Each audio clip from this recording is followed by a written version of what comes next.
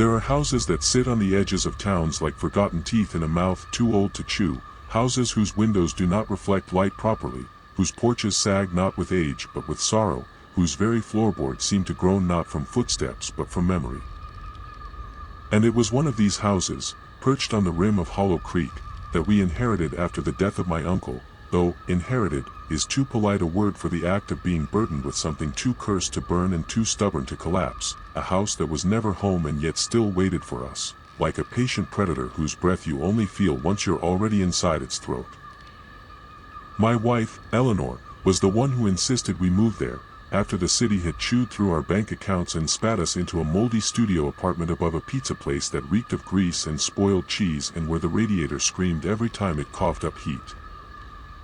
But the house in Hollow Creek, she said, had character, had bones, had a history we could sink into and refurbish into something warm, and I nodded because I loved her, because I was tired of fighting against the tide of our dwindling fortune, and because, in truth, there was a dark corner of me that had always been drawn to things that felt slightly wrong, like bruised fruit or taxidermy done just a little too well.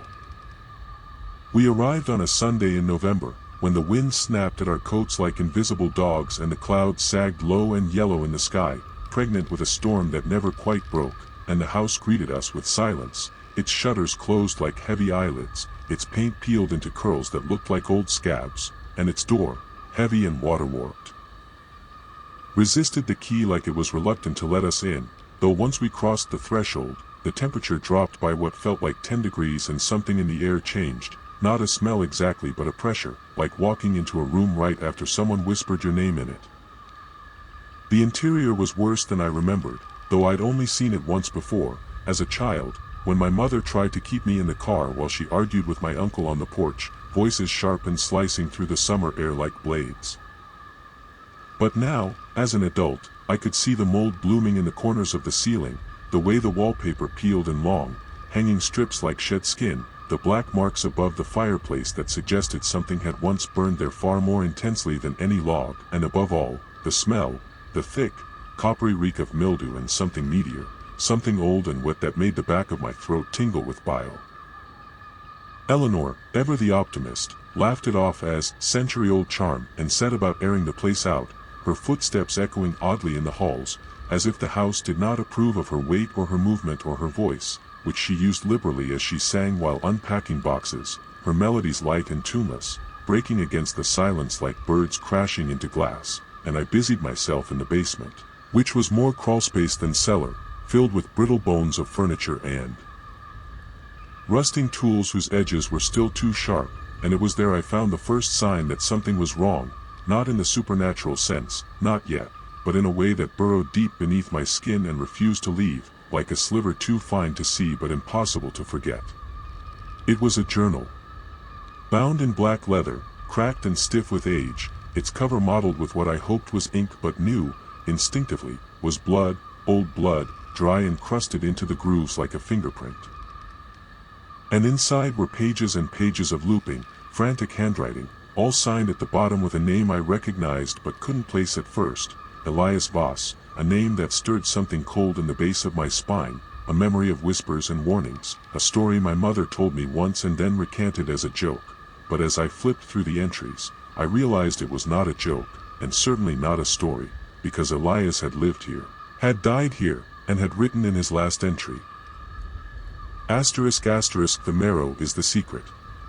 She drinks it from the bones. She is not my wife anymore, asterisk asterisk, I should have left.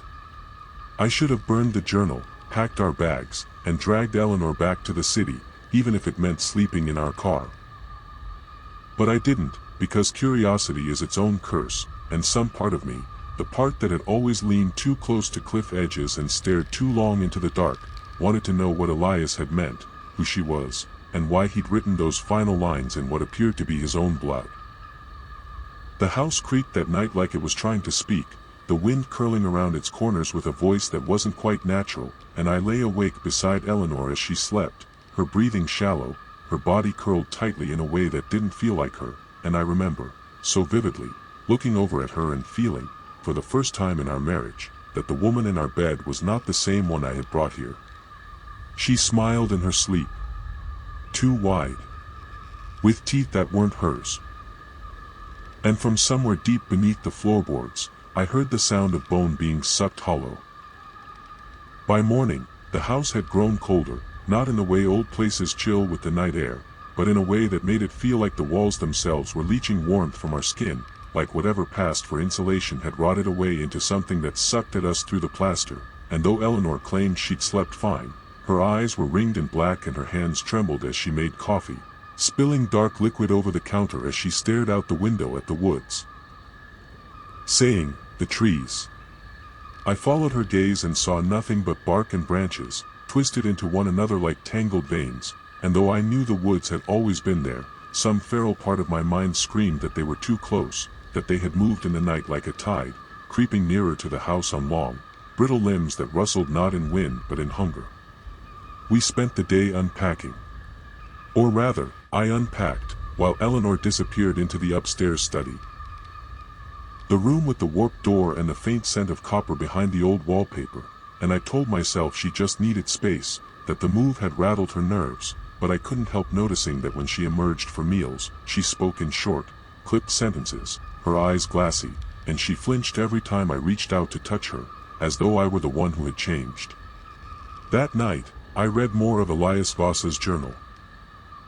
The handwriting had grown worse with each entry, scrawled in loops and spikes that looked carved rather than written, the ink thick and dark and, in some places, clotted, and though the entries made little sense, filled with ramblings about the bone wife, the mother beneath the floor, and the marrow song, I began to feel like something in the house listened as I read, like the walls leaned inward slightly, as if pressing themselves closer to hear the words aloud.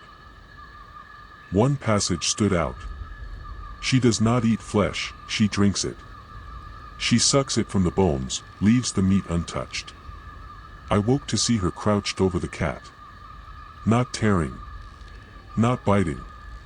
But draining. She pulled out the marrow like threading a needle through bone. Another, "I nailed the basement shut. But she still comes up through the pipes. Last night the bath water ran red. I heard her whisper through the drain. She said, 'You brought me here.'" And finally, at the bottom of one page, "She sleeps in Eleanor's skin." I slammed the journal shut. The coincidence of names was too much to ignore now, and as I stared at the closed book, I realized that the skin on my arms had gone gooseflesh, not from the cold but from a visceral, crawling sense of wrongness, the feeling you get when someone watches you through a keyhole or a slit in the wall, a sense of breath on your neck where no one stands. That night, I woke to a sound. Not a creak. Not a bang. But a wet, sucking noise. Like someone pulling thick fluid through a straw. It came from beneath the bed. My body froze, every instinct screaming to stay still, but curiosity, that old, terrible friend, tilted my head just enough to peek over the edge of the mattress, and what I saw was not Eleanor. It looked like her. But her skin hung looser, as if it were only partly fastened to the shape beneath, her hair too long, too wet, trailing across the floorboards like kelp pulled from a black ocean, and she was crouched over something pale and shriveled, a rabbit ***. I realized, though I don't know how it had gotten in, her mouth pressed to its broken thigh, making that horrid sucking sound as she drew out the marrow with slow, deliberate pulls. I must have gasped. Because she looked up. Her eyes were too large, white and pupilless, and her mouth glistened with bone fat, lips split wide in a smile that bent too far, and she said, in a voice that sounded like three voices at once, "She tastes what you fear." I passed out. Or maybe I dreamed the rest, I don't know. But when I woke, it was morning, and Eleanor was asleep beside me, her hair dry and her skin tight to her bones again, breathing slow, and I told myself it had been a nightmare, a side effect of stress, of damp and mold and reading too much madness in that book. But I saw the blood. A smear beneath the bed. And tiny paw prints, dried and dragging. I didn't know what to do. I couldn't leave her. Not when she smiled at me with the same mouth I kissed on our wedding day, not when she touched my arm with hands that still shook when she got excited, not when she cried softly in her sleep, whispering, "It hurts," as if trapped in a dream from which she couldn't wake. But I began to watch her. To record her. To track when her eyes went empty. And every night, the sucking grew louder. And every morning, she denied hearing it. And in the drain, I saw teeth. Not hers. Hers.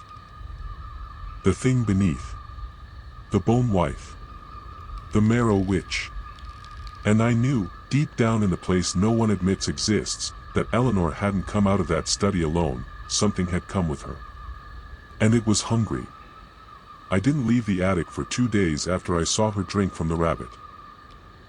There was food stashed in boxes from the move, sealed cans and brittle protein bars with enough sodium to mummify me from the inside out, and I sat curled in the corner beneath the slanted roof and listened as the house moved beneath me, not in the creaks and sighs of old timber but in sudden wet jolts, thumps like knees buckling on the stairs, dragging sounds like someone pulling a sodden coat down a hallway, and more than once, the unmistakable sound of chewing, slow and rhythmic and wet as.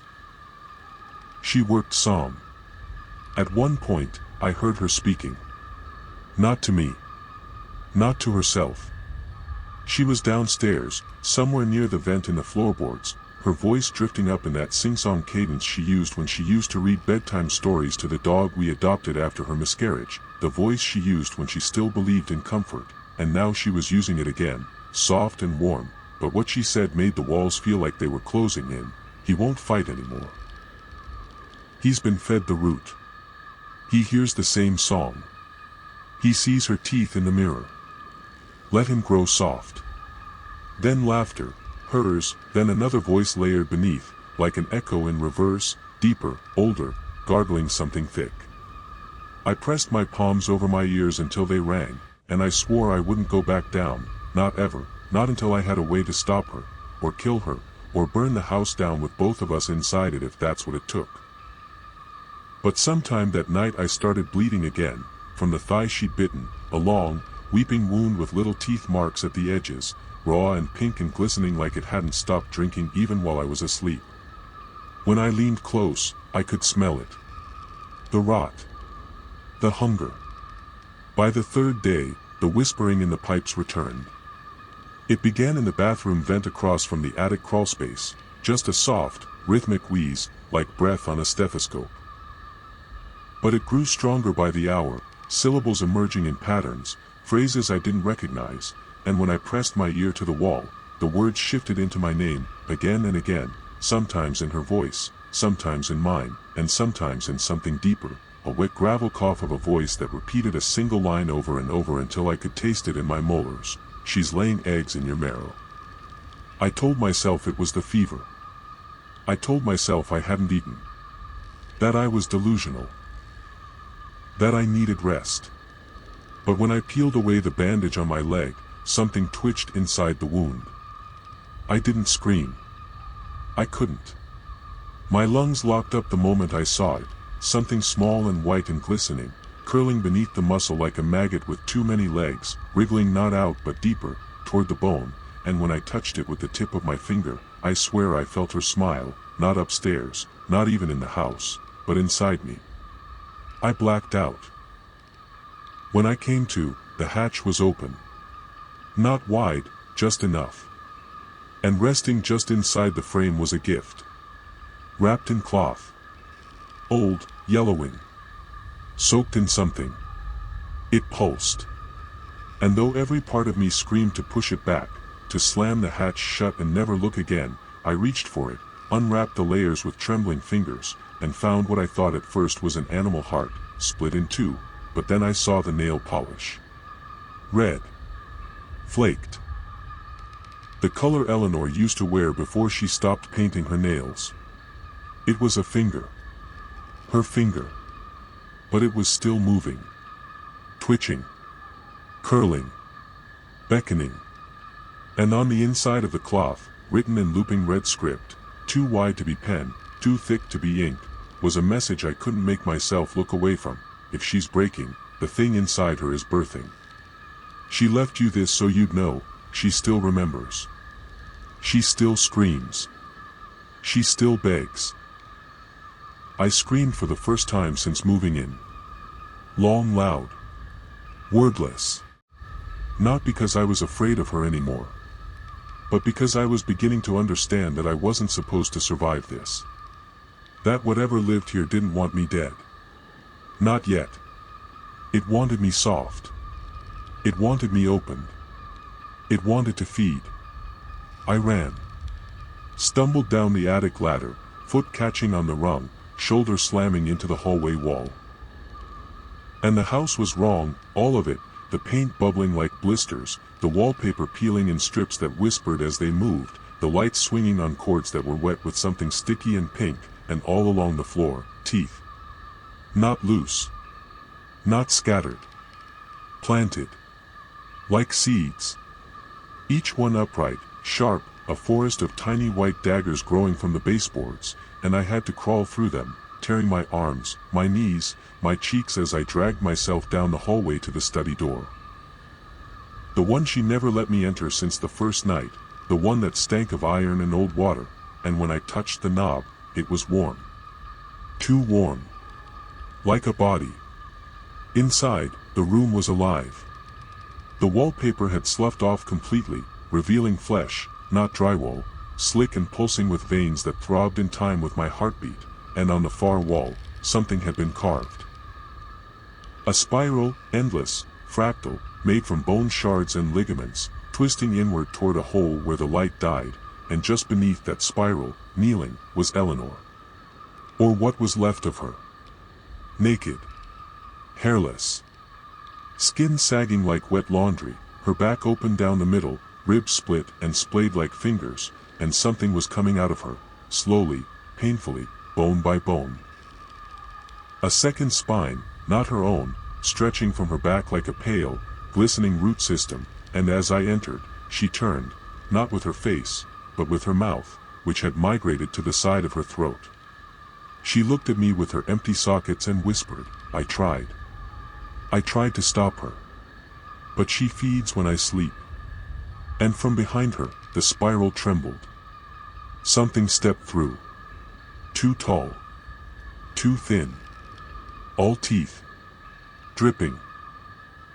And the last thing I remember before passing out was the sound of marrow being slurped like hot soup from my other leg, and Eleanor, sobbing, not from fear, not even from pain, but from hunger. I woke in the basement. Not on the floor, not against the wall where I'd once stacked boxes of Eleanor's books and old photo albums, but in the wall. I couldn't move. My arms had been pinned above me, wrists swallowed by wet plaster that pulsed and sucked with each beat of my heart, my legs submerged past the knees in a floor that felt less like concrete and more like a lung, rising and falling in slow, labored rhythm, and I screamed, but it came out as a burble, because my mouth had been packed with something soft and sour and alive. She'd fed me roots. I could feel them curling behind my teeth, winding down my throat like worms, threading between my ribs, burrowing into my stomach lining, and every time I gagged, I tasted dirt, not earth, but dirt, warm and rotted, drenched in marrow, and through the haze of pain and paralysis, I heard her voice again. Not Eleanor's. Not anymore. The other voice. High and giddy, buzzing like flies, echoing off the bones of the house. She is opened. She is ready. He will break soon, and then we shall have three. Something moved in the dark. I couldn't see it. But I could feel it, its weight shifting through the walls, stretching thin across the ceiling like a sheet of muscle, twitching and groaning, sighing like it was bored, and somewhere behind me, Eleanor moaned. She sounded tired. She sounded relieved. And then I felt it. Not teeth, not this time. Fingers. Long jointless. Smooth as wax, sliding beneath my skin without breaking it, threading into me like veins, prying between my bones, curling into the soft meat of my thighs, chest, jaw, and I understood, then, what the spiral brings. It brings undoing. It brings the harvest. It brings the children. My mind fractured. Some part of me stayed, watched as the hands continued their work, removing the man I'd been like peeling layers from fruit. But another part, a deeper part, began to understand the logic of the spiral, the rhythm of the feedings, the geometry of hunger, how every tooth planted grew a child, how every child birthed another spiral, and how Eleanor, poor Eleanor, had been the seedbed. Her womb was only the first chamber.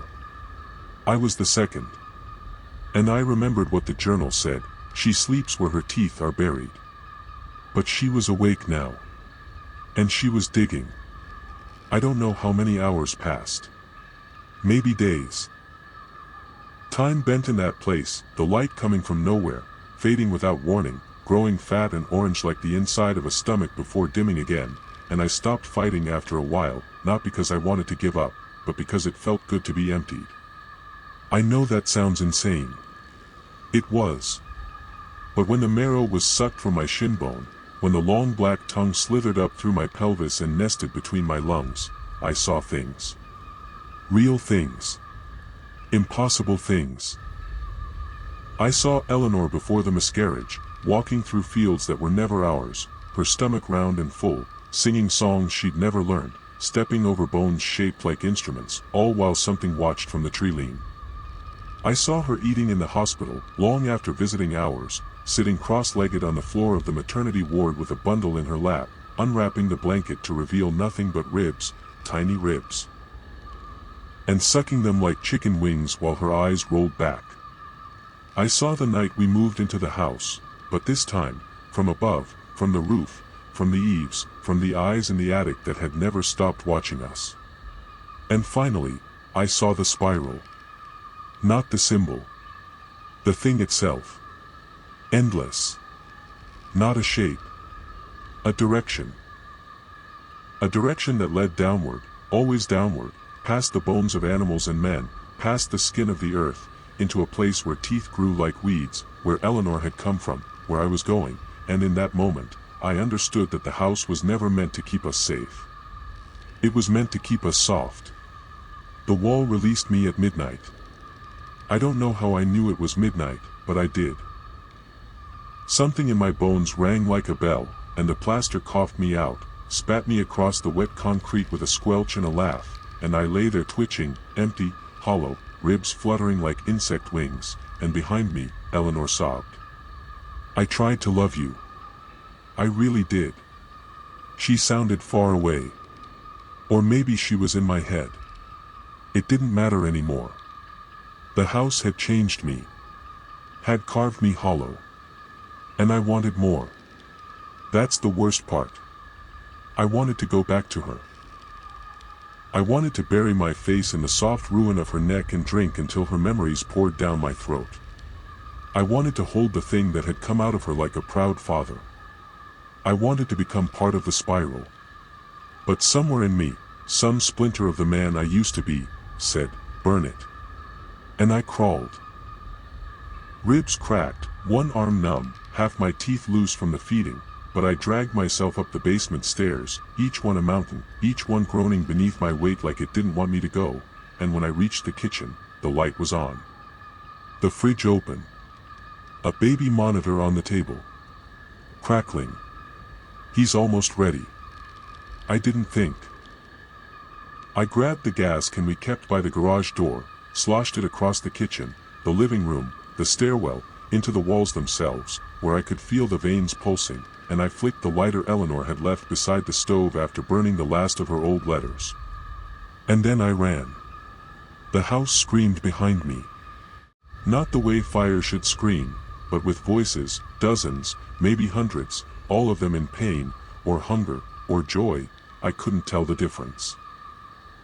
And when I turned back from the edge of the field, the roof had already collapsed, and something huge and boneless and dripping was pulling itself from the rubble. Eleanor. No longer hiding. No longer trying to be human. She turned, looked at me with the 3 eyes she had grown in her stomach, and spoke with every mouth she had. We remember. We forgive. We'll come again. And then she collapsed into flame.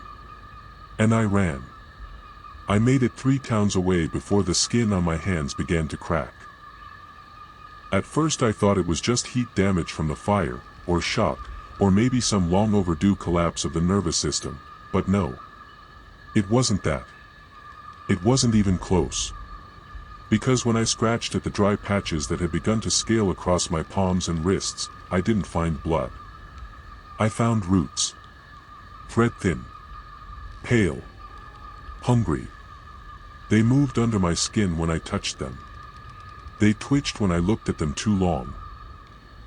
And by the time I pulled into the gas station on the edge of Palmer County, fingers trembling, lips cracked from dehydration and ash, my reflection in the driver's side mirror didn't belong to me anymore, not entirely, because beneath my eyes, something new was growing, something soft, almost pulpy, like the beginning of fruit or fungus, and I saw teeth. Not in my mouth. In my cheeks. Small, budding ones. Like seeds sprouting in meat. The gas station clerk looked at me once, then stepped into the back room and never came out again. I stood there, holding a bottle of water, unsure whether I'd imagined his retreat or if I'd just become something that people sensed without understanding, the way animals sense a storm or a buried corpse. I drank. The water didn't help. If anything, it made it worse. Because when it hit my stomach, I could feel something inside me drink back. Not swallow. Not digest. But drink, like a calf at a teat, and I collapsed outside beside the pump, coughing up what I thought would be bile, but instead, I vomited a tooth. Human. Small. Baby-sized. And I heard her voice again. Eleanor's. Or what Eleanor had become. The fire was your gift to me. Now the world opens. Now the marrow runs free. I screamed. A long, strangled thing. Half of it stayed inside my chest, coiling like smoke. And then I ran again. Not far. Not fast. But far enough to make it to the motel down the road, far enough to bleed in private, to shake in peace, to study what was happening to me with the kind of wide-eyed terror normally reserved for madmen who've finally seen the shape of God. I tore off my shirt. The roots were growing fast now, racing up my arms, across my chest, down my spine. They itched. They pulsed. They hummed. Not audibly. Not in any earthly frequency. But there was a vibration beneath my skin, like cicadas in high summer, like the hot metallic sound of wet bone being scraped by a file, and when I stood in front of the mirror again, I saw her face. Not in the reflection. Behind my eyes. Smiling. Feeding. Waiting. I blacked out for a while. I must have, because when I came to, the window was broken, the carpet soaked, and the bed sheets tangled around something I didn't recognize at first. Something wet and small and shaking, like a child or a tumor, curled in a bundle of vines that had sprouted directly from the drain in the bathroom. It was growing fast. I watched. Helpless. Disbelieving. It blinked at me with eyes that had no whites, only marrow-colored jelly, and it reached for me, not like an infant, not like a creature needing comfort, but like a patient hand wanting reunion. We are part, it said. We are planted. My nose bled. The room trembled. And outside, beyond the broken glass, I saw things rising from the trees. Mouths. Limbs. Shapes with too many joints and no eyes. They'd followed the smoke. The spiral had called them home. The motel manager pounded on the door 2 hours later. Or maybe it was 2 days. Time meant nothing now. I didn't answer. Couldn't. Because the roots had grown thick enough around my legs to make movement impossible, and the thing in the bathroom, my child, my punishment, my inheritance, was already learning to speak with my voice. And when the door finally burst open, and the manager and the 2 deputies stepped inside, the vines went for them first, silent, sudden, barbed, and I watched as they were pulled apart not with violence, but with affection, like a mouth rediscovering a favorite taste, each limb stripped clean and placed in neat piles along the baseboards. And the whole time, the thing just sat there. Smiling. Rocking.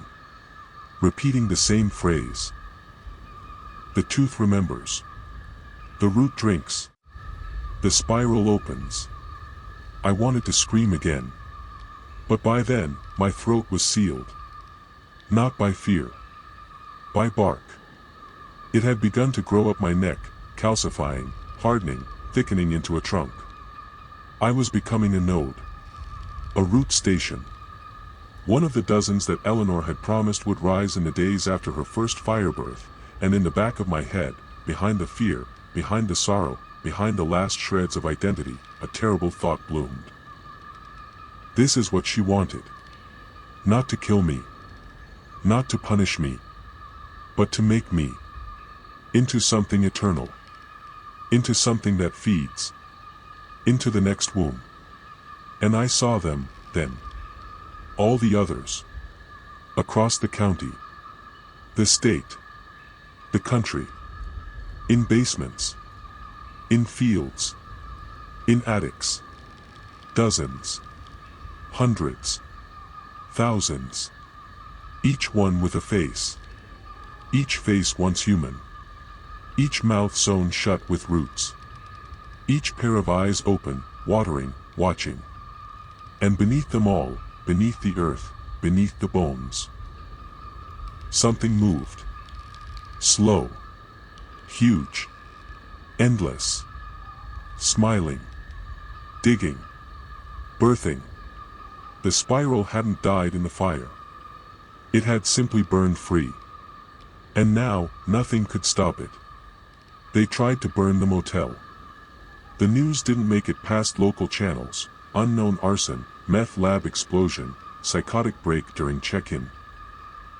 But I remember watching it through eyes that were no longer entirely mine, eyes that bulged at the corners and filmed over with a thin membrane of sap as thick as honey, and as the flames tore through the room where I'd rooted, where I'd grown, where I'd become something other than man or memory, I didn't feel pain. I felt pressure. I felt something inside me tighten like a fist made of teeth and tendons and hunger, and I realized with something close to laughter. If laughter could gurgle out between wood-split ribs, that the fire didn't burn the root. It nourished it. We don't die by flame anymore. Not after what Eleanor fed to the tree. Not after she carved her name in bark and breast. They came in helicopters next. Biohazard suits. Guns. The kind that don't need bullets, only silence and command. They didn't know what they were walking into. They thought they were containing a sickness. They thought they were stopping a spread. They didn't understand what Eleanor had become. What we were becoming. I watched from the tree line, hidden in a skin that pulsed with chlorophyll and whispered hymns through veins that no longer carried blood, only marrow-thick sap, watching them fall one by one, not from violence, but from change. The air shifted around them. The soil trembled. And something beneath the motel's foundation began to sing. A low, warbling thing. Like a child learning to hum inside a coffin. And they dropped their weapons. And they dropped their thoughts. And one by one, they walked into the fire. Smiling.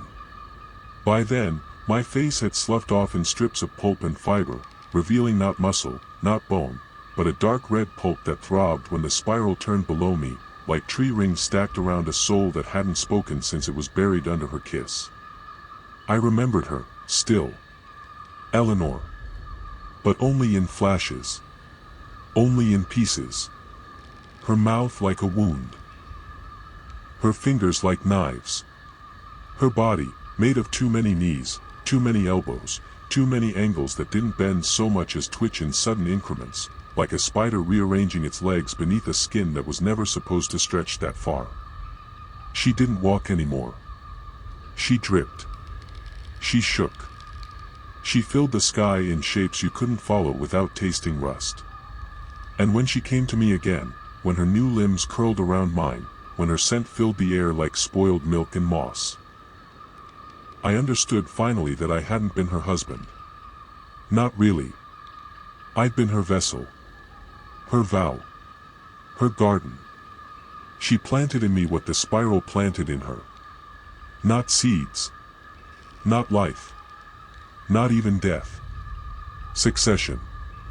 The crooked god below us, the one without eyes, the one who fed on breath and skin and thought, it had chosen Eleanor as its mouthpiece, and now it had chosen me as its second tongue.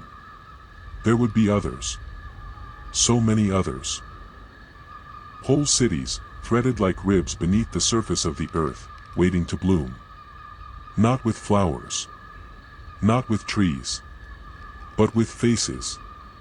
The faces of those who dream of something more, of mothers returned from the grave, of children remade without bones, of gods who only speak when your mouth has been filled with root water and rot. We have waited long enough. We are no longer underground. We are no longer hidden. The marrow wife walks again, swollen with seed and screaming lullabies in a dialect made of splitting nails and teeth ground to dust, and I follow, bent and weeping and grown tall with the gifts she gave me. Do you hear her? Do you feel her? Do you dream of fire?